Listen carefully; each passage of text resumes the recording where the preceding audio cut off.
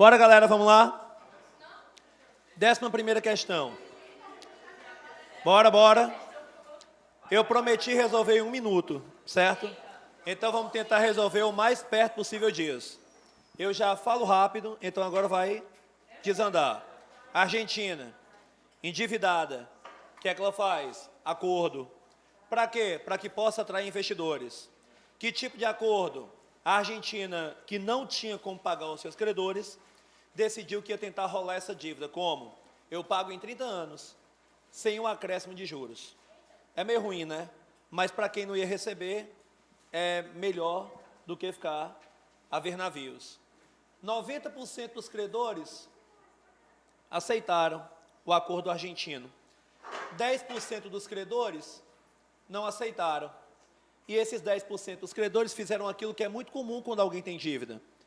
Pegaram aquilo que teriam a receber e venderam a um valor menor a quem tivesse vontade de procurar quem deve pagar. Newton, eu não entendi. Eles disseram assim, tem 1 bilhão para receber, exemplo. Não vou receber. A Argentina já disse que não vai pagar. Mas eu vou fazer o seguinte, ó. Eu vou vender para o fundo X,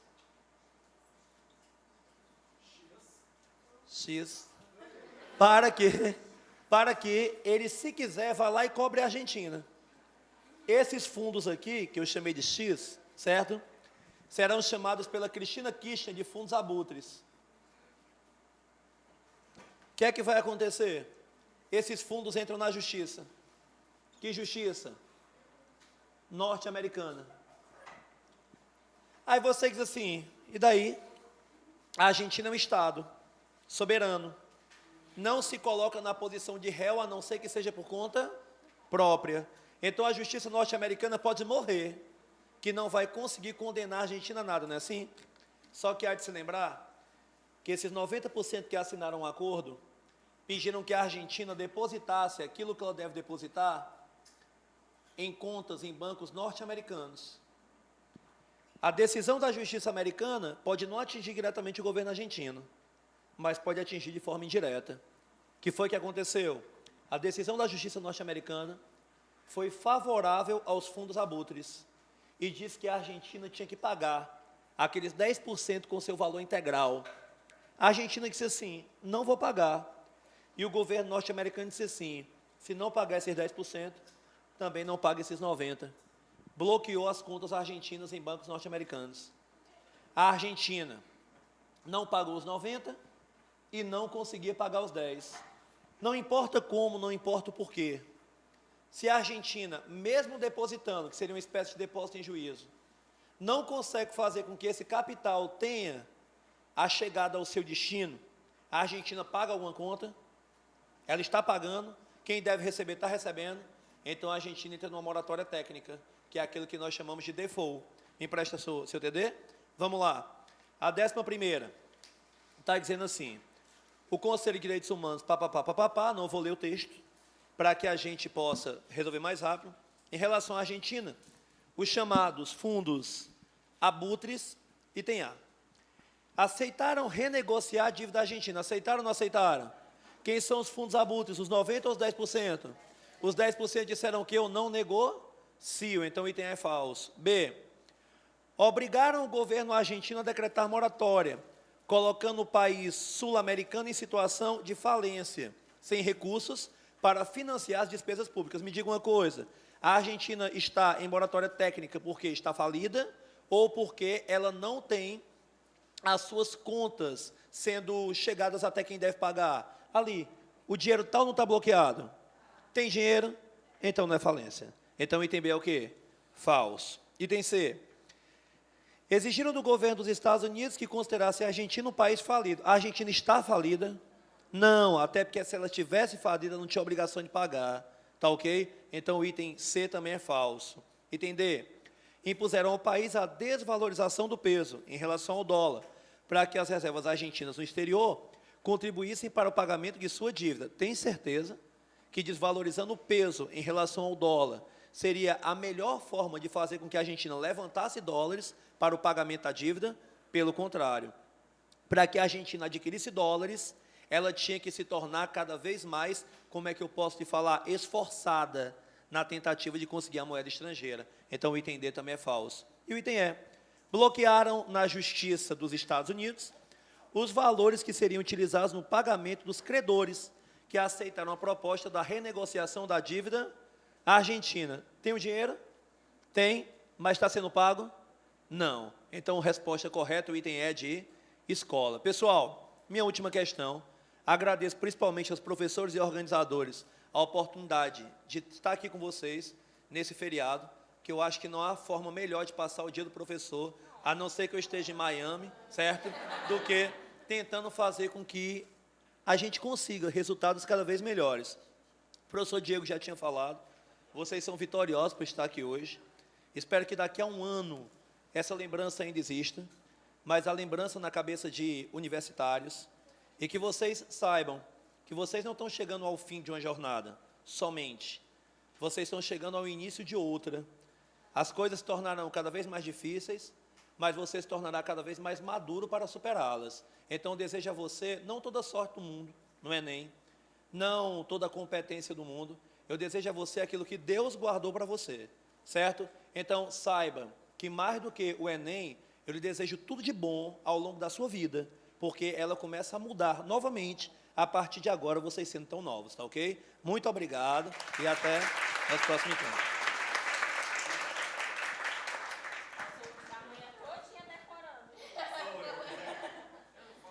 Então, moçada, dando continuidade ao nosso encontro aqui, o nosso aulão solidário, queria chamar agora o nosso professor artista, né, o nosso professor que tem, além da sua capacidade intelectual, além do seu desenvolvimento na física, ele tem uma veia artística aguçada. Queria chamar o professor Andreu para participar aqui com a gente agora do nosso aulão. Se funcionasse aqui... Onde é? Peraí. Faz de novo, vamos fazer de novo. Faz de conta que... não, peraí.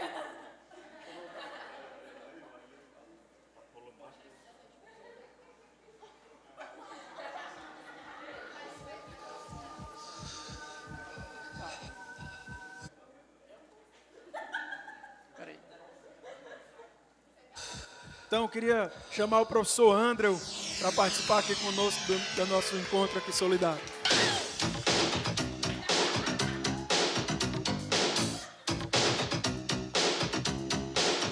Aí, pessoal. Vamos lá, ó. Para quem não me conhece, meu nome é Andreu Aquino, o João falou, certo? Para quem conhece, é o mesmo nome. E o seguinte, ó, a gente vai ver um pouquinho da parte da física aqui, certo? Para a gente não alongar tanto a aula, não ficar tão tarde, eu vou tentar ser um pouco mais rápido com vocês. Mas é o seguinte, eu trouxe 3 questões, apesar de serem 3, a gente vai passar de maneira rápida por elas, porque é o seguinte, um dos fatores importantes da prova do Enem é que você não tem que ter apenas o conhecimento, mas você tem que aprender a ser eficiente com ele. Como? Saber aplicá-lo de maneira mais rápida e eficiente, ou seja, correta. Certo? Então, você tem que saber ser eficiente com a questão. Você tem que saber pegar uma questão que, provavelmente, um aluno que não está bem preparado vai gastar aí cerca de 5, 10 minutos para pensar. Você, em 30 segundinhos, resolveu e já garantiu a próxima. Certo? Então, você tem que aprender, certo, a ser eficiente com a questão. Então, vamos lá, galera. Eu trouxe aqui 3 assuntos pertinentes da prova, assuntos que são bem cobrados, começando aqui com a parte de eletricidade. A parte de eletricidade, vocês sabem que é um assunto bem cobrado, a parte de circuitos, a parte de resistores, a parte de potência elétrica, certo? E aí eu trouxe uma questão que foi já cobrada na prova do Enem, e eu queria mostrar para você como é que você poderia resolvê-la de maneira mais rápida e eficiente. Algumas pessoas vão pegar esses números que estão aqui, vão fazer contas para poder encontrar o resultado. Você, não. Você vai fazer mais rápido, você vai usar uma técnica mais aguçada, certo? Então, vamos lá, vamos entender aqui como é que funciona a ideia. Pessoal, ele vai dizer assim, ó, só apagar logo aqui para a gente não perder muito tempo. Desde a aula do João Vitor que isso aqui está aqui, mas pelo amor de Deus.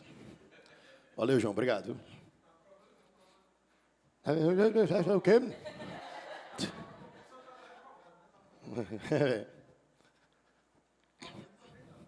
Vamos lá, começando aqui, ó. Pessoal, um chuveiro elétrico é um dispositivo capaz de transformar energia elétrica em energia térmica, o que possibilita a elevação da temperatura da água. Um chuveiro elétrico projetado para funcionar em 110 volts pode ser adaptado para funcionar em 220 volts, de modo a manter... Ei, parou. Primeira coisa, se acalme. Desculpa. Primeira coisa, a gente está lendo a questão de maneira errada. Vocês têm uma prova, pessoal, muito longa. Vocês não podem ler as questões todas de uma vez. Se você pega uma questão dessa e lê ela toda de uma vez, vai chegar no final da questão, você vai dizer assim, hã? Você não vai absorver todas as informações naquele exato minuto. Então, o que é que você vai fazer? À medida que você vai lendo, você vai grifando, circulando, anotando e, principalmente, interpretando o que é que aquela informação significa para a questão, certo? Então, começando aqui, ó. Nessa questão, certo? Antes de começar, ele vai falar da parte de potência. Quando a gente fala de potência, pessoal, a gente não pode esquecer da equação fundamental para a potência na física. Qual é a equação fundamental da potência na física? Ela é energia sobre tempo. Essa equação ela serve para tudo quanto é a área da física. Ela vai aparecer na mecânica, ela vai aparecer na eletricidade, ela vai aparecer na termologia, na óptica. O que é que vai mudar de uma área para outra? Quem é esse cara aqui, ó? Que vai ser energia elétrica, vai ser energia mecânica, na forma de trabalho, vai ser energia luminosa, e aí vai. Então, a partir dela, a gente consegue deduzir aquela que vocês conhecem como π, potência igual a corrente elétrica vezes a DDP, que, ao ser misturada com a primeira lei de Ohm,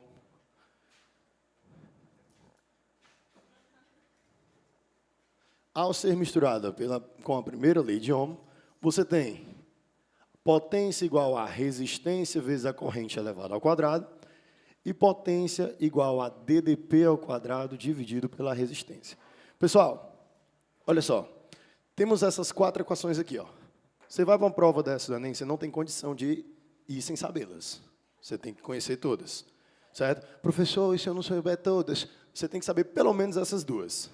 Porque, sabendo ela, juntando com a primeira lei de Ohm, você chega nelas 2. Ok? Tranquilo? Beleza. Aí, ó, juntando com elas, é interessante, pessoal, que a gente saiba usar também a segunda lei de Ohm, que diz o quê? Que a resistência é igual à resistividade do material vezes o comprimento do resistor, dividido pela área dele. Então, é interessante você ter esse conhecimento das equações. Agora, vamos entender como a gente vai saber aplicar. Porque você olha para cá e diz, professor, tem várias, como é que eu sei qual que eu vou usar? Lógico que você vai, lá na questão, identificar no enunciado quais são as grandezas que estão sendo relacionadas. Então, vamos começar. Ele diz aqui, o chuveiro elétrico é um dispositivo capaz de transformar a energia elétrica em energia térmica. Isso é chamado de efeito... Pessoal, funciona assim, eu pergunto, vocês respondem, entendeu? Isso, é tipo um diálogo, exato. Então, olha só. Então, isso aqui é chamado de efeito... Aí, já, olha aí, deu certo. Aí, ó, o que possibilita a elevação da temperatura da água. Um chuveiro projetado para funcionar em 110 volts... pode ser adaptado para funcionar em 220. Primeira informação que ele acabou de me dar, DDP. E ele ainda falou um detalhe para você. Ele falou o quê, pessoal? Estão 5. Fala, meu Deus. Ó, ele falou da DDP, que era para ser usada em 110, mas vai ser utilizada em 220. Então, primeira coisa que eu digo para você, não importa muito os valores, mas importa o que ele fez com os valores. O que foi? Duplicou. Então, você já vai interpretando a relação de um valor com o outro, do inicial com o final. Daí ele continua e diz, de modo a manter inalterada sua potência. Ou seja, ele quer que a potência permaneça o quê, pessoal? Constante. Outro detalhe. Às vezes, o cara dá informação demais na questão. E quando ele dá informação demais, pode ser que você use mais de uma. Aí você fica na dúvida, qual que eu uso? Escolha sempre uma da equação que tem uma grandeza constante. Porque se uma fica constante, as outras 2 você entende se elas são direto ou inversamente proporcionais. Beleza. Daí ele continua e diz, uma das maneiras de fazer essa adaptação é trocar a resistência do chuveiro por outra de mesmo material. Se ele está falando mesmo material, é porque ele não vai mudar isso aqui, ó. Ou seja, a resistividade também vai permanecer o quê? Constante, porque a resistividade indica o material. E aí ele fala, e com, aí olha para as opções, dobro do comprimento, metade da área de secção, quádruplo da área de secção, quarta parte da área de secção. Ele está falando que vai mexer ou no comprimento ou na área. Então, se ele falou em dimensões do resistor, quem é que eu tenho que lembrar? Segunda lei de Ohm. Então, olha só, como é que eu vou entender? Vamos pegar as informações que foram dadas. Ele falou de potência, falou de DDP, e ele vai alterar quem? A resistência do circuito. Olha para as equações que eu anotei e me diz, qual dessas equações que eu anotei que envolve essas três grandezas? U ao quadrado sobre R. Então, ó, potência sendo igual a U ao quadrado sobre R, você vai ter aqui, ó, primeira, potência U ao quadrado sobre R. Vamos entender agora como é que é a relação. Ele quer que a potência permaneça o quê, hein? Constante. Pessoal, duas grandezas que se dividem são direto ou inversamente proporcionais? Se dividem direto, se multiplicam inverso. Então, aqui, ó, se elas se dividem, você já entende o quê? São proporcionais. O que foi que ele fez com o DDP? Aumentou ou diminuiu? Aumentou. Se ele aumentou a DDP, o que é que ele vai fazer com a resistência? Aumentar. Quantas vezes ele aumentou a DDP? 2 vezes. Mas ele aumentou a DDP, que está elevado a quem? Ao quadrado. Então, esse 2, quando ficar dentro do parênteses, ele também vai estar elevado ao quadrado. Significa que o U ao quadrado vai estar elevado quantas vezes, pessoal? Aliás, vai estar, no caso, multiplicado por 4. Portanto, a resistência vai aumentar 4 vezes. Porque o R não é proporcional a DDP. Ele é proporcional a DDP ao quadrado. E a DDP ao quadrado quadruplicou. Portanto, se você já sabe o que vai acontecer com o R, vamos para a segunda lei. R igual a quem? Resistividade vezes L sobre A. Então, olha só. Eu quero que esse R permaneça o quê, pessoal?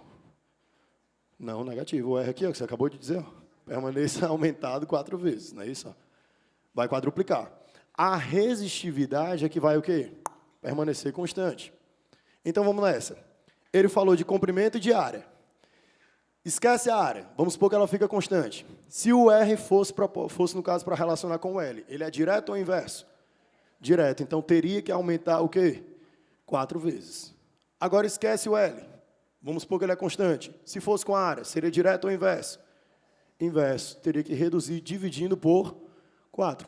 É só procurar os itens agora. Vai lá. Item A. Deixa eu melhor ficar aqui. Né? Dobro do comprimento. Foi o dobro? Não. Metade do comprimento. Foi metade? Não. Teria que aumentar.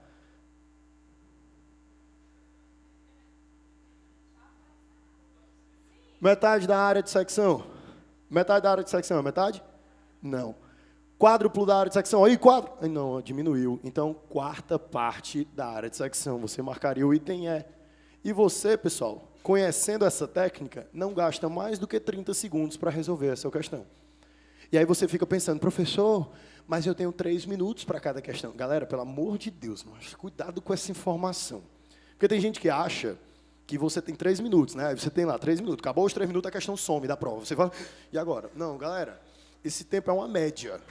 Lógico que a média ela oscila para mais e oscila para menos. Então, tem questão que você vai gastar mais tempo e outras que você vai gastar menos tempo. Essa é uma questão para você resolver em 30 e ganhar 2 minutos e 30 segundos para as questões mais complicadas. Tudo bem? Beleza? Vamos para a próxima. Pessoal, essa questãozinha ela fala da parte de qualidades... Estou meio tonto aqui já. Qualidades fisiológicas do som. Certo? E aqui, quanto às qualidades fisiológicas do som, falando um pouco da acústica dentro da ondulatória, é interessante a gente lembrar de algumas características. Então, vamos lá. Rapidinho, fazendo aqui uma breve revisão. Pessoal, quando a gente fala das qualidades, nós temos aqui 3 qualidades. A primeira delas, a altura. Cara, quando a gente fala sobre a altura do som, que o som é alto, o som é baixo, isso a gente fala assim, menino, baixa esse som aí que está alto. Fisicamente, isso é o quê? Errado.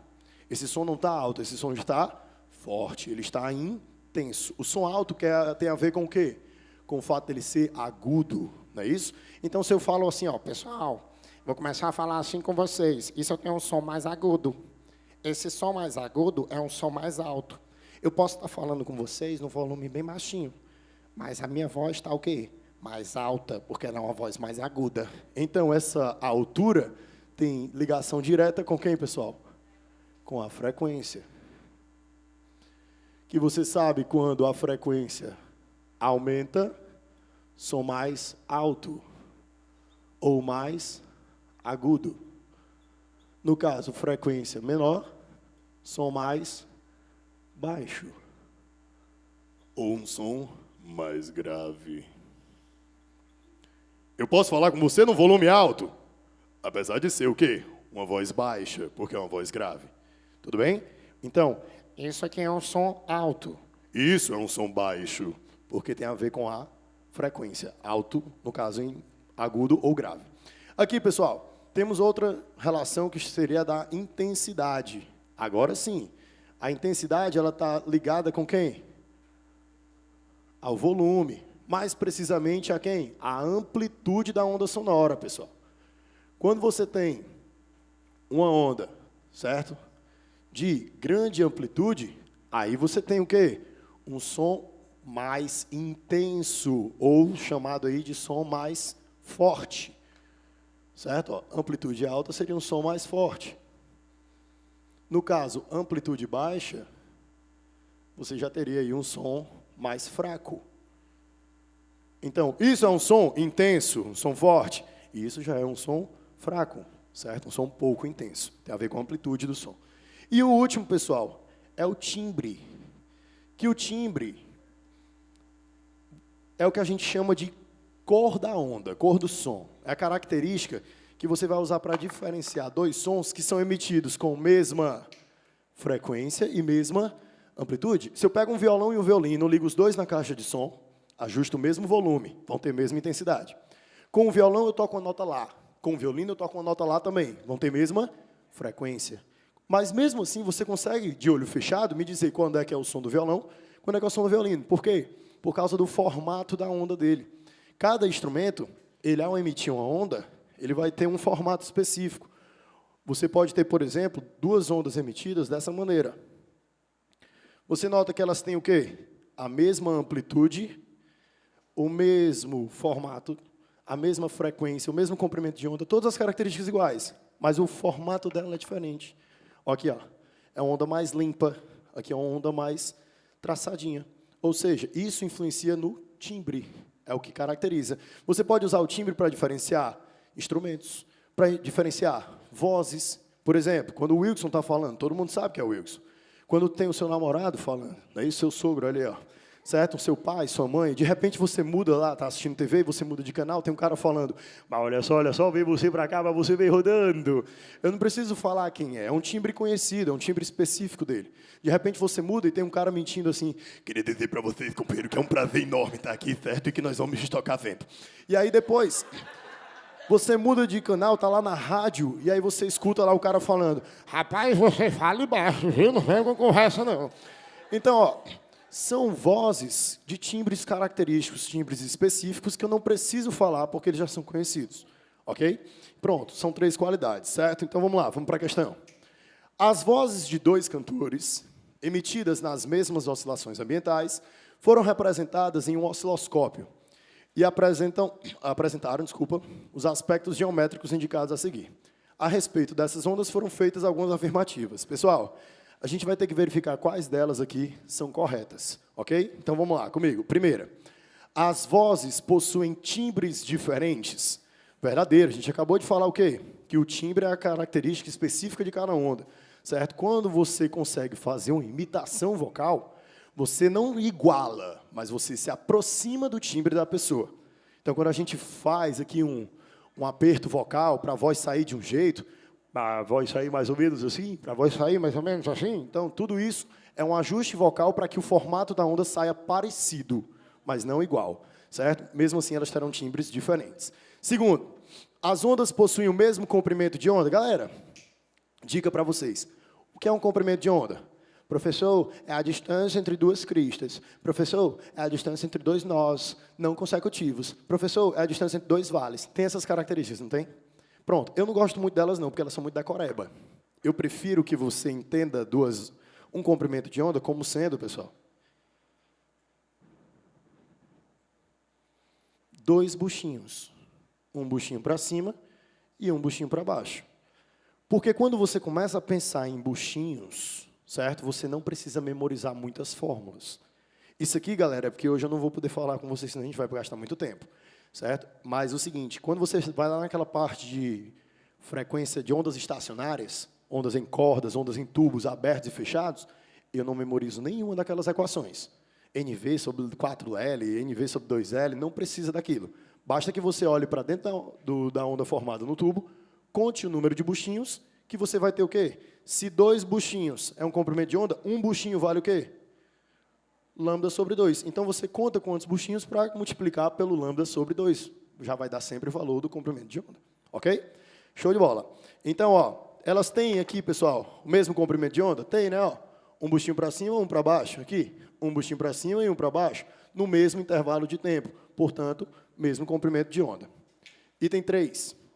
Os sons emitidos possuem alturas iguais. Pessoal, a altura tem a ver com o quê, hein?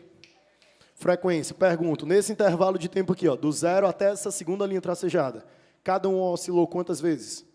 Uma. O que é uma oscilação?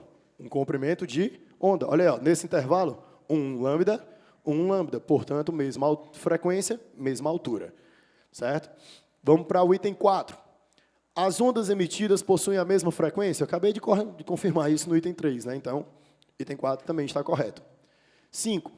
Os sons emitidos possuem a mesma intensidade. Pessoal, intensidade tem a ver com o quê? Amplitude. Preste atenção. Olha bem para a figura. Olha a distância daqui para cá e olha a distância daqui para cá. É a mesma, pessoal? Não, você percebe que a onda de cima ela tem uma amplitude em relação à linha central maior do que a amplitude da onda de baixo. Portanto, as intensidades são diferentes. Esse som, primeiro, é mais intenso do que o segundo, certo? Então, você tem aí, no caso, item falso. Não é a mesma intensidade. 6. As ondas emitidas possuem amplitudes diferentes? Acabei de confirmar isso, né? Então, um item está correto e o outro não, logicamente. São contrários. 7. O som indicado em A é mais agudo que o indicado em B? O fato de ser agudo está relacionado a quê? Frequência, que a gente já confirmou em 2 itens, que elas são o quê? Iguais. Então, item falso, né? Não é mais agudo. E a 8ª, pessoal, os períodos das ondas são iguais? Período está relacionado a quê? A frequência, né? Lembra que ele é o inverso da frequência? A gente já falou bem nos 4 itens aí que a frequência é o quê? Igual. Logo, o período também será igual. Então, você vai marcar aí o item. Passar para a próxima. Aí. Não, volta. Mais um. Não, passa só um. Eu acho que cortou aqui. Então, o item que tem 6 afirmativas corretas. Quais são os itens? Volta aí. Ó. Pronto, nós temos aí correto. Primeiro, segundo, terceiro, quarto, sexto e 8º. Só os que estão errados são o 5º e o 7º. Tudo bem? Galera, deu para entender a revisão legal aí de qualidade fisiológica? Do que depende de cada um? Pronto, show de bola. Vamos para a última questão. Pessoal, questão aqui falando um pouco da parte de atrito. Certo? Seguinte, assunto de mecânica. Eu trouxe aqui, ó, na primeira questão, o assunto é eletricidade. Agora, uma parte falando da mecânica. São os 2 assuntos mais cobrados na prova do Enem em termos da física. Certo? Os que têm maior frequência de questões. Certo? Depois você tem aí os outros assuntos, termologia, ondulatória, certo? E a parte de óptica. Então, ó, a parte de mecânica, ela gosta muito de falar do atrito. E o atrito, ele é cobrado de várias maneiras. Já foi cobrado com relação ao sentido, já foi cobrado com relação a como é que funciona o freio ABS. Não é isso? Uma questão que foi uma pegadinha para a galera, certo? No ano 2013, foi o seguinte, o cara colocava um garotão, tipo assim, Wilson.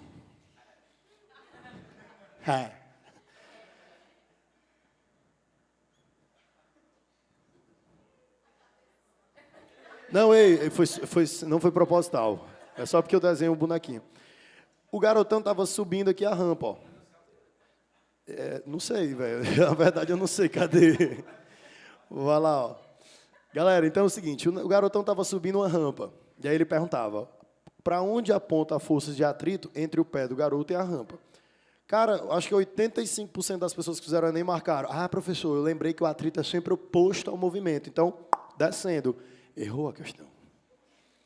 Vixe, professor, eu ia errar se fosse no meu ano. Ó, tem gente já pensando, né? Galera, preste atenção na informação, que vocês devem ter escutado correto, mas não pegaram direito. O atrito não é oposto ao movimento, ele é oposto à tendência de movimento. E nem sempre ela coincide. Por exemplo, quando você está andando, qual é a tendência que você faz? Você pisa no chão e puxa o chão para onde? Para trás. É que nem uma esteira. Você pisa puxando o chão para trás. O chão vai? Não. Então você faz uma ação para trás e o atrito é o quê? A reação que vai te jogar para frente. Certo? Então, na verdade, o que você está fazendo é puxar o chão para trás. Isso é a tendência. O movimento, a tendência dele seria do chão ir para trás, mas o chão não vai. Portanto, o atrito entre o pé dele e o chão teria que ser para onde? Para frente, pessoal. Essa seria a resposta correta. Tudo bem? Então, cuidado, que ele tem que ser oposto à tendência de movimento. Beleza? A mesma coisa acontece naquele passo do Michael Jackson, que ele ficou popularizado como moonwalk. Já ouviram falar do moonwalk? Aquele que o cara anda para trás, que não é só um parênteses, tá? Ele, na verdade, não é chamado de moonwalk. Aquele passo é o backslide. O moonwalk é um passo de...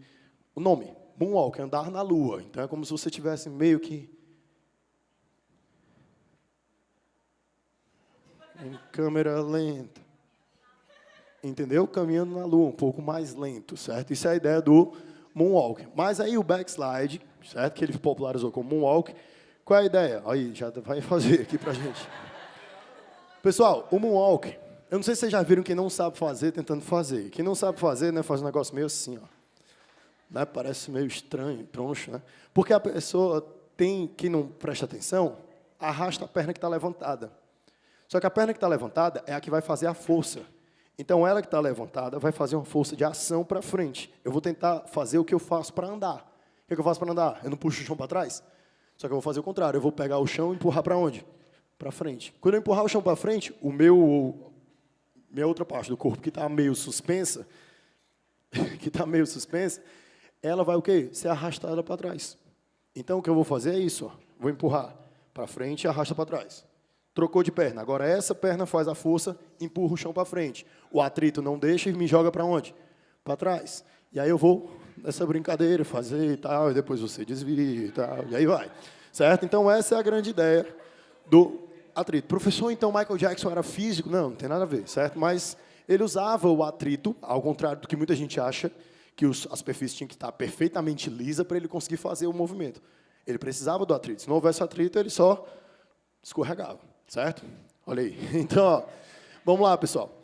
Então, outra maneira desse sentido ser cobrado não é na pessoa pisando, é no carro. Então, fica ligado na roda do carro, como é que ela funciona. A figura abaixo representa um automóvel em movimento retilíneo e acelerado. Quer dizer o quê? Que se tem aceleração é porque tem uma força resultante. Aí ele diz, da esquerda para a direita.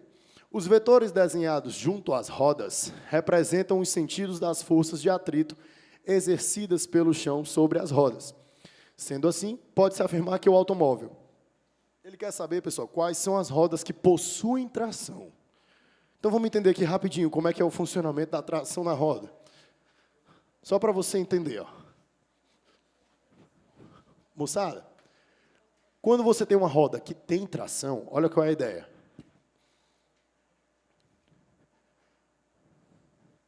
Se ela tem tração, é porque ela tem a força. Ela vai fazer exatamente o que o seu pé faz. O que é que seu pé faz? Pisa e puxa para onde? Ela vai rolar pelo chão, puxando o chão para onde? Para trás. Então, ela, que é a roda com tração, tem um movimento para cá, ela vai fazer o quê? Vai querer forçar o movimento. Então, ela vai fazer uma força de ação para trás. Para toda ação existe o quê?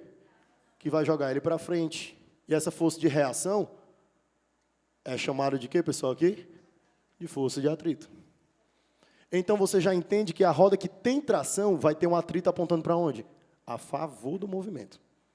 Porque a tendência de movimento dele é para onde? Puxar o chão para trás. Entenderam? Agora, quando você pega uma roda, pessoal, sem tração, o que é que ela faz? A roda sem tração é aquela roda preguiçosa. Ela não quer andar. Ela está ali só acoplada ao carro. Mas como o carro vai andar, vai ter esse sentido de movimento, o que é que vai acontecer? Ela vai ser arrastada para frente. Como ela é arrastada, ela vai fazer uma força no chão para onde? Para frente, que é uma força de ação. É que nem você, em cima do tapete, alguém vai ali e puxa. O que é que você faz? Você puxa o tapete, é ou não é? Então ela vai querer puxar o chão. O chão não vai. Então o chão vai fazer uma força aqui na parte de baixo do pneu, para ele ir para onde? Para trás, que é a força de reação. E é isso que vai fazer o pneu o quê? Girar. E essa força de reação, você já sabe que ela vai ser quem? A força de atrito. Então, dica, quando o pneu tiver tração, o atrito nele aponta para onde? A favor do movimento. E se o pneu não tem tração? Contrário ao movimento. Então, você vai olhar para cá e vai me dizer, olha para a roda aqui de trás, pessoal. O atrito dela está a favor ou contrário ao movimento? Ela tem tração ou não tem? Tem tração. Olha a roda dianteira. Está a favor ou contrário ao movimento? Então, você já marca aí, sem medo de ser feliz, tem tração apenas nas rodas traseiras, item A. Tranquilo? Show de bola? Então, galera, ó, espero ter ajudado vocês de alguma forma, certo? Desculpa aí qualquer coisa, até pela pressa, para a gente poder dar continuidade, certo? E, ó, antes de eu continuar aqui e chamar o próximo professor, só rapidinho fazer um sorteio aqui dessa barrinha de bis, que tinha gente já aqui só visualizando. Galera, eu queria saber quem tá aí, certo? Aí vai para a galera que tá calçada com tênis, certo? Quem tá aí, pessoal, com a meia furada? Meia furada. Não precisa rasgar agora não, viu a meia? E aí, moçada, alguém? Ninguém? Ixi, vamos ter que pedir de outra forma. E aí, Wilson? Vai ganhar quem fizer o quê? Vixe, é o Wilson. Bora, Wilson. Macho, pelo amor de Deus, macho. O cara vai para uma loja, aí ele vê uma porrada de calça. Tem uma calça jeans, tem uma calça preta, tem uma calça cinza, uma branca. Não, vou escolher essa aqui, que essa aqui vai causar. Aí, pronto. Brincadeira, bicho. Vai lá. Então, galera, outra dica aí de sorteio.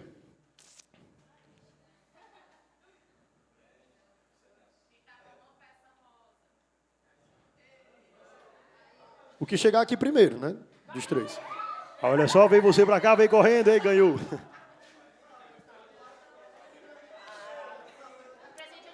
Olha aí, parabéns, meu amor. Parabéns, que Deus te abençoe. Juízo, viu? Se precisar, eu também não vi, nunca usei. Olha aí, ó. Galera, então, vamos chamar aqui nosso próximo professor para a gente dar continuidade. Antes. Observação. Só um minutinho. Moçada, né? A gente vai... Não, deixa, peraí. Pessoal, ó, o pessoal do Lumen veio aqui agradecer, né? Então, a gente queria dar uma palavrinha, a doação, a caridade que vocês fizeram a várias famílias, né? Então, vem cá, Sandoval, Larissa, tá bom? Um minuto. Vem, tu que é o rostinho bonitinho, vem pra cá. Pessoal, então, boa tarde. Me chamo Sandoval, essa é a Larissa, nós fazemos parte da obra Lumen de Evangelização.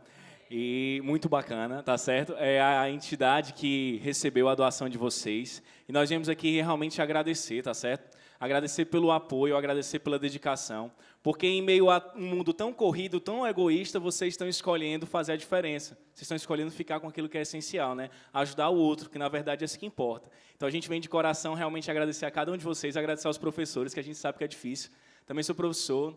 E nessa terça-feira não tem nada melhor do que a gente descansar, né? Mas eles também aqui estão dando o que eles têm de melhor, que é a formação, que é o dom da vida deles, para estar partilhando com vocês. A gente também passou por essa experiência do Enem. Do Enem não, né? Na nossa época você não tinha Enem, era a prova mesmo.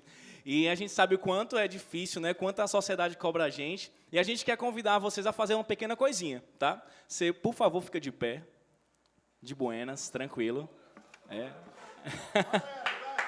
Galera tá pregada, galera tá cansada, né? Essa hora que a gente, pelo menos, né, eu chegava assim em outubro, era o mês mais punk lá do terceiro ano. E era o mês que realmente a gente fazia a diferença, né? Você tem duas opções, ou jogar tudo para cima ou ir com tudo.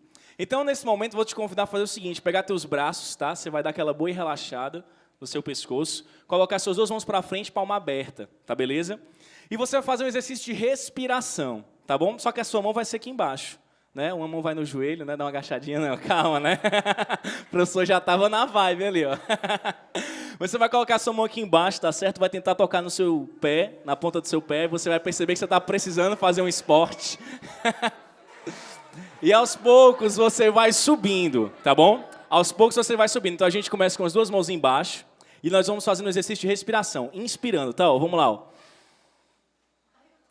sobe tudo, sobe tudo, sobe tudo, sobe até a ponta do pé, sobe até a ponta do pé, mas não pode soltar, tá certo? Não pode soltar a respiração. Quando a gente falar 3, você vai desabar e colocar tudo para fora, só não comida, tá? É um grito, é a respiração, tá? Então, por isso que você não pode soltar o ar. A gente vai, então, puxando, e você vai fechar os seus olhos, vai lembrar tudo aquilo que te estressa hoje. O jogo do Leão, sábado, você está nervoso, né? O Ceará doido para cair, você também está nervoso, né? Essas provas, sua família, a fome, né? O professor com a calça da mãe, tudo deixa você nervoso. Então, você vai pensar agora. No 3, a gente vai... Pode baixar o braço, tá? Beleza, né? Então, no 3, nós vamos fazer sério. Você vai dar um passinho para frente para quando você voltar com sua mão não tacar no quengo do outro, tá? Beleza? Então, nós vamos começar. Você vai fechar seu olho. Vai imaginar tudo aquilo que está lhe estressando, vai começar a mãozinha lá embaixo. Aí vai respirando. Sem soltar, vamos lá. 1, 2, 3. Não solta, sobe. No 3 você vai soltar e vai cair com tudo, tá? 1, 2, 3. Foi só o ensaio. É bom você falar o ar que eu ajuda, tá? Foi só o ensaio, beleza? Agora é pra valer. Chega, você vai se sentir mais leve. Tem gente que perdeu 700 gramas numa parada dessa, botou tudo pra fora. Beleza? Então no 3, deu pra aprender como é que é, né? Destraçando. 1, 2, 3, vamos lá. Lá embaixo. Subindo devagar. Imaginando aquela musiquinha chinesa tocando no fundo, relaxante. 1, 2, 3 e... Beleza? Você agora vai pegar quem está do seu lado, ó, vai dar uma massagenzinha de leve no ombro dessa pessoa, né? Fortalecendo aí, fortalecendo, tamo junto nessa, né? Dê um abraçozinho aí para fortalecer também, se você conhece, se você não conhece, se ela for gatinha, se ele for gatinho, né? Ajuda ou não, né? E você pode ir sentando, tá certo? Relaxando. Pessoal, mais uma vez, muito obrigado, tá certo, pelo apoio de vocês, muito obrigado pela vida, tá bom? Salve de palmas para esses professores massa que também doaram tudo, né? Doaram esse tempo maravilhoso. E é isso, o que define você não é uma prova, você é muito mais do que um número, né? E hoje vocês estão optando de fato por aquilo que não passa. No nosso 3º ano, não sei quando a Larissa descobriu, mas no meu, foi quando eu conheci a Albra Lumen, né? Passei no vestibular, achava que era o desafio pior do mundo, mas não. Me formei em Direito, tem outros concursos para fazer na vida, né? Tem muitas outras provas. E o que não falta na nossa vida é a oportunidade de amar. E vocês já estão começando certo, vocês já estão fazendo a diferença. Contem conosco, o Lumen todo está rezando por vocês. E está esperando vocês também para nos visitarem. Tem as informações no panfletinho aí, para que a gente possa continuar fazendo a diferença no mundo e descobrindo de fato o que é verdadeiramente a felicidade, né? Beleza? Valeu, obrigado, Deus abençoe, viu? Pessoal, e só reforçando, ó, eu sei que conforme o tempo vai passando, vai batendo aquele cansaço, vai batendo aquela... Pô, bicho, já tá na hora da gente ir embora, da gente comer e tal, bate a fome, eu sei, galera, mas eu entendo, vocês estão aqui com um propósito, vocês estão aqui para pegar as últimas informações aí, já chegando próximo da prova, são informações valiosas, então vocês sabem que valem a pena, certo? Vamos lá. Então aqui, ó, nosso querido professor, quase um forrozeiro. Tô brincando, cara, tô brincando, bicho. A tua música é bem a tua cara, cara. Vem pra cá, professor Leonardo.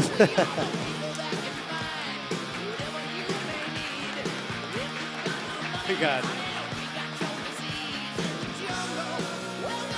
Só ressaltando, pessoal, que eu vou só buscar ali o maracujinho do professor Leonardo, certo? Que hoje ele chegou ligado, acho que ele tomou uns 3 latas de Red Bull, que ele começou a... Eu disse, cara, ele... Vamos lá, cara, começa. Problema mental que eu tenho desde criança. Ó, pessoal, aproveitando aqui, eu te juro que eu pensei que ia mudar a música, colocar forró, coisa do tipo. Eu tava preocupado, tava tenso. Nada contra, quer dizer. Então, ó, pessoal, é o seguinte, eu também... vocês estão recebendo um papelzinho aí, ó, o número da minha conta para doação. Não, mas é uma nova questão que foi modificada. Por quê? Depois daquele novo esquema de estocamento, que a gente só conhece na batata Ruffles, e também no pastel da escola, desculpa. Aí, ó, então, galera, esse lance de estocamento modificou um pouco a questão de relembrar a matriz energética. Isso que tu está recebendo aí é sobre matriz energética, questão 9. A outra questão que a gente ia trabalhar é o Oriente Médio. Mas como é muito extensa, que eu teria que explicar várias coisas, matriz energética vai cair de forma tranquila nessa tua prova. Então, começando aí com a questão primeira de geografia, questão 8, eu também queria fazer um exercício de respiração. Então, eu gostaria que em 3, 2, 1, todos inspirassem e depois expirassem. Então, 3, 2, 1. Agora solta. Pronto, nasceram 33 crianças na China, 27 no Oriente Médio e 6 no Brasil. Por que eu estou falando que nasceu esse tanto de criança em todo o mundo? Porque a gente vai falar sobre um problema de infraestrutura. Quando a gente fala de infraestrutura, a gente fala de excesso de população. Quanto mais gente, mais infraestrutura necessária para uma área. No caso do Brasil, um dos nossos problemas foi ter adotado a infraestrutura de sistema rodoviário. Sistema rodoviário para um país como o Brasil, que é extenso, e que tem vários rios que poderíamos adotar a hidrovia, é um crime. É um crime por quê? Primeiro, rodovia precisa desmatar. Professor, tem rodovia na região amazônica? Tem. Uma das maiores da região amazônica para integrá-la a outras regiões.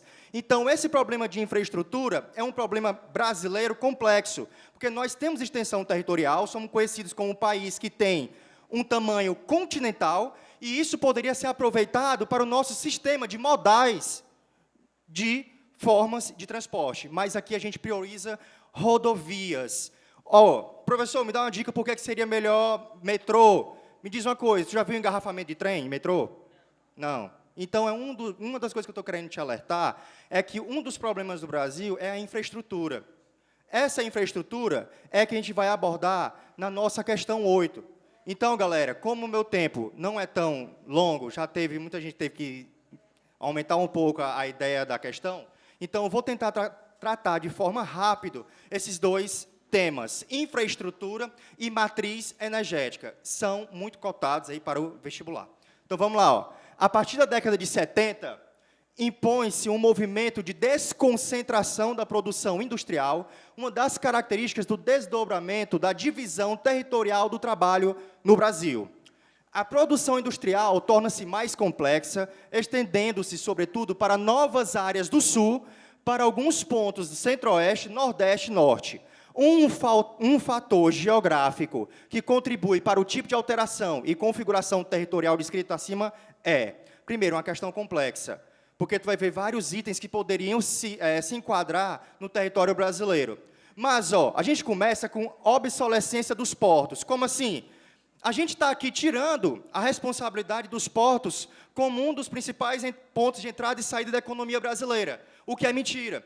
Nossa economia enraizada na questão não só capitalista, mas de exploração colonial, nossos portos foram principal para a exportação de produtos.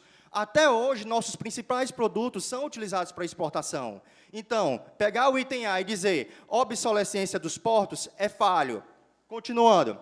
Estatização de empresas. Quer dizer que estatizar a empresa, eu reduzo ambiente de trabalho, eu reduzo pessoas no mercado de trabalho. Pelo contrário, uma das maiores evoluções no nosso Brasil foi a privatização de empresas. Não que eu seja a favor da privatização, mas hoje em dia um dos maiores setores, como telefonia, evoluiu por causa da parceria de empresa pública e privada. Por exemplo, a maioria dos nossos sistemas de telecomunicações aqui é residencial fixo. Esse lance de mobilidade dos smartphones e tudo mais, foi investimento privado. E outras mais empresas que nós temos no nosso país. Então, eu estou dizendo que tem sua vantagem ter setor privado? Tem sua vantagem, sim. Não estou dizendo que eu sou a favor de privatizar tudo. Eu estou dizendo que há vantagem, porque quando é privatizado, infelizmente, o setor público, nossos setores públicos são totalmente, às vezes o pessoal leva na brincadeira, tem desvantagem, não dá valor, desvaloriza total. O setor público brasileiro é desvalorizado, acaba sendo mais valorizado quando tem uma privatização, uma parceria entre o público e o privado. Então, estatização de empresas, também não. A gente está atrás de um fator geográfico que contribui para o tipo de alteração da configuração territorial descrito acima. Eliminação de incentivos fiscais. Cara, hoje em dia existe uma coisa chamada deseconomia. O que é deseconomia? Muito tratado em vestibular. É que antes todas as indústrias e economias, parte econômica do Brasil, eram todas localizadas na região sudeste. São Paulo, Rio de Janeiro. Hoje existe uma questão chamada isenção fiscal. O que é isenção fiscal? É o governo te dando incentivos, doa a terra para tu pegar a tua empresa ou a tua multinacional e trazer para essas áreas que menos têm condição. Por exemplo, é muito complexo, às vezes o empresário querer vir para a região Nordeste, antigamente, ele dizia logo, a questão do clima, pelo amor de Deus, não dá, é muito quente e tudo mais. Mas o governo hoje, dando incentivo fiscal ou isenção fiscal, ele vai pensar várias vezes e traz a sua empresa para cá, para a região região Nordeste. As multinacionais hoje que estão aqui estão por incentivos do governo. Como, professor? Questão de aluguel de terra, eles não pagam, ganham um lote de terra de graça e vem instalar a empresa aqui. Enquanto em São Paulo e Rio de Janeiro hoje, pequenos espaços para você colocar um quiosque, você paga altos valores. Então, incentivos fiscais do governo é só o que tem hoje, para que gera, e é o que gera essa deseconomia no nosso país chamado Brasil. Professor, o que é deseconomia? Desconcentração industrial. O que antes era concentrado na região Sudeste, e no caso de Sul, hoje tem uma deseconomia devido a incentivos fiscais. Aqui está dizendo eliminação de incentivos fiscais. Falso. Continuação. Ampliação de políticas protecionistas. Ampliação de políticas protecionistas quer dizer que o Brasil tem um sistema de estar protegendo toda essa economia, de não estar mais exportando, de não ter uma forma de ganhar o seu lucro. Olha, nós somos o terceiro maior exportador de alimento do mundo e o primeiro de soja. Como é que a gente adota tanta política protecionista assim? Pelo contrário, nós adotamos o livre mercado na maioria dos nossos produtos. Tranquilo que está aqui? Estou sendo claro? Vamos lá. Mais claro do que a cor diarreia da calça do Wilson. Galera, então se liga aqui, item correto, desculpa, Wilson. Item correto. Desenvolvimento dos meios de comunicação, sim. Hoje não precisa tu ir para uma loja ou ir para algum canto para tu comprar algo. O desenvolvimento da comunicação, o desenvolvimento das formas de compra muda a sociedade, muda as formas de relação das pessoas. É a questão da globalização. Por exemplo, quem diria que antigamente a gente ia ver show aqui em Fortaleza de Paul McCartney, ou Iron Maiden, que foi confirmado. Quem mais, safadão? Não. Estou falando de Paul McCartney, Iron Maiden, várias altas bandas vindo para cá. Professor, o que é isso? É a globalização da informação. Foi só Paul McCartney vir para cá por causa da Arena Castelão que começou a abrir espaço para outros grupos. Opa, existe aquele canto, Fortaleza, é bom. Vixe, se o cara fez show, vamos para lá. Então, se liga. Desenvolvimento dos meios de comunicação para integrar um país gigantesco como o Brasil, item verdadeiro, item é. Até aqui, alguém quer perguntar alguma coisa? Não, né? Ok, muito obrigado. Questão 9, esse papelzinho que vocês receberam aí, porque se eu fosse falar sobre o Oriente Médio, ia demorar muito. Porém, não descartem o Oriente Médio no vestibular, mas matriz energética, eu acredito que vai ser questão certa. Suponha, essa questão é aquela que tu precisa de muita concentração, precisa de muita organização por causa das ideias. Se liga aqui, por que eu estou falando isso, Suponha que você seja um consultor e foi contratado para assessorar a implantação de uma matriz energética em um pequeno país, com as seguintes características. Primeiro, tu vai grifando as características. Pequeno país. Continua lá, região plana. Vai grifando, região plana, chuvosa, com ventos constantes, dispondo de poucos recursos hídricos e sem reservatórios de combustíveis fósseis. Vamos lá. De acordo com as características desse país, a matriz energética de menor impacto e risco ambiental é baseada na energia. Primeiro, a questão não está falando de energia renovável e não renovável. Porém, vá sabendo caracterizar e distinguir renovável de não renovável. Então, nunca esqueça, às vezes eu comento em sala, o pessoal, isso é besteira, todo mundo sabe. Fica em dúvida no que é a hidrelétrica. É renovável ou não renovável? Porque a água acaba. A água acaba, mas a água tem um ciclo. Mas ela é renovável por quê? Porque é uma das energias que tem como a gente conservar e dizer o tanto que a gente vai gastar dela naquele dia. O dia que as comportas vão abrir, qual o tanto de água que ela vai mandar e por aí vai. Pergunta? Não? Então, renovável, pelo amor de Deus. Fonte hidrelétrica, o pessoal pergunta muito, é renovável ou não renovável? É uma fonte renovável, sim. O que não é renovável, petróleo e por aí vai. Se liga aqui. Primeiro, de acordo com as características desse país, essas características que eu pedi para você grifar, preste atenção nessa explicação de matriz energética, vai ser muito útil. De acordo com as características desse país, a matriz energética de menor impacto e risco ambientais é baseada na energia. Vamos lá. Os biocombustíveis, por ter um menor impacto ambiental e maior disponibilidade, escuta, para tu ter maior disponibilidade de biocombustíveis, precisa de um país com território grande. Por exemplo, me dá um exemplo de biocombustível no Brasil. Cana-de-açúcar, etanol, milho. Então, se liga, o Brasil tem toda essa produção devido à sua extensão territorial. Ele pode produzir isso. A questão, bebê, falou aqui de um país pequeno, país com a região chuvosa, um país pequeno. Como é que eu posso ter um biocombustíveis, uma área reservada para biocombustíveis, se eu estou falando de país pequeno? Então, ó, descarta essa daqui. Vamos lá. Item B, solar, pelo seu baixo custo e pelas características do país favoráveis à sua implantação. Ei, se liga. A gente está falando de área chuvosa, parceiro. Como é que eu vou botar energia solar se a área é chuvosa? O país é chuvoso. Como é que eu vou ter energia solar? Segunda informação aqui, ó, baixo custo. Se a energia solar fosse barata, todo mundo estava utilizando, porque 92% do nosso clima é tropical. Se você mora num apartamento e quer colocar um sistema de energia solar para 2 pessoas, é entre 16 e 24 mil reais. Se você achar 16, 24 mil reais barato, tudo bem, você coloca energia solar na sua casa. Fora os impostos que o governo cobra em cima do sol está te dando energia. Espera aí, eu pago pelo imposto porque o sol está me dando energia? Paga, lacra. Então, ó, 13. Então, se liga aqui, ó. Continuando, energia solar? Não, parceiro, por que não energia solar? Porque a gente está falando de um país chuvoso, por isso que eu mandei tu grifar, para tu prestar atenção. Anota, matriz energética vai cair na voadora. Vamos lá, pivete, é sal, rocheda, vai, ó. Item C, nuclear, por ter menor risco ambiental e ser adequada a locais com menor extensão territorial. Energia nuclear não tem risco ambiental, é um dos maiores casos de cancerígenos. O Japão, quando recentemente teve um impacto ambiental, teve aquele choque de placas tectônicas, o problema foi nos reatores de energia nuclear, devido ao, inclusive o Simpsons fez um episódio maldoso que aparecia um peixe lá com 4 olhos no mar do Japão. Mas isso aí é o quê? Um tipo de mutação devido a essa energia. Então, ó, energia nuclear, por ter menos risco ambiental, falso. Energia nuclear, a questão do lixo atômico é perigoso, é um dos problemas ambientais. Ainda bem que a gente não tem no Brasil, sai dessa vida. A gente tem 1% da nossa energia de matriz energética é nuclear, temos sim, não esqueça disso. Agora caiu questão, o Brasil não tem energia nuclear, não vai nessa onda, o Brasil tem, sendo que é algo ínfimo, ok? Vamos lá, ó.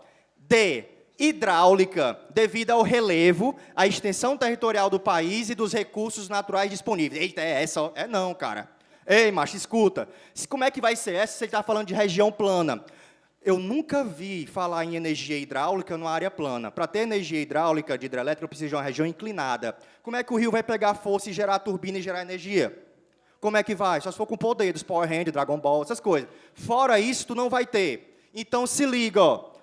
Hidráulica, devido ao relevo, o relevo é plano. Não tem como eu ter energia hidráulica no relevo plano. Eu preciso de uma inclinação para pegar a velocidade, pegar essa turbina e gerar eletricidade. Continuando aqui na voadora. Eólica, pelas características do país e por não gerar gás de efeito estufa, nem resíduos de operação. Beleza. Eólica, pelas características do país, sim, ó, com ventos constantes, parceiro. Então, quando tu pegar a questão de matriz energética, vai ser a questão que vai querer te derrubar. Então, fica ligado nisso. Só que não existe é a de estocar vento. O resto existe.